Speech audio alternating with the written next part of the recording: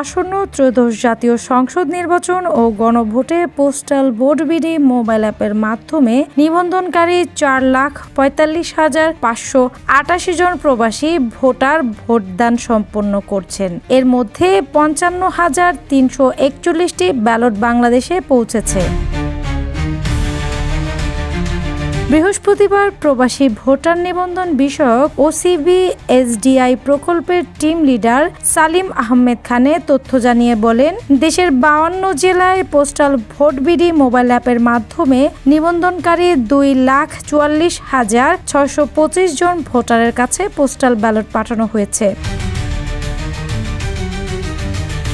নির্বাচন কমিশনের তথ্য অনুযায়ী বৃহস্পতিবার সকাল 10:30 পর্যন্ত পোস্টাল ভোট বিডি মোবাইল অ্যাপের মাধ্যমে নিবন্ধনকারী 7,66,862টি ব্যালট সংশ্লিষ্ট প্রবাসী গন্তব্যের দেশে পৌঁছেছে।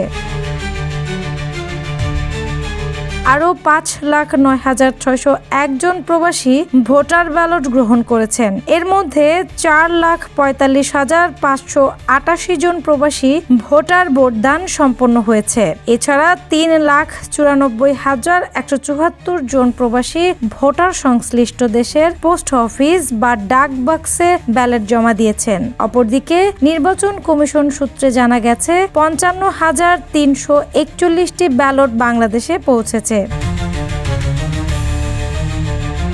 সালিম আহমদ খান জানান, ত্রয়োদশ জাতীয় সংসদ নির্বাচন ও গণভোটে ভোট দিতে পোস্টাল ভোট বিডি অ্যাপের মাধ্যমে মোট 15,33,684 জন ভোটার নিবন্ধন করেছেন।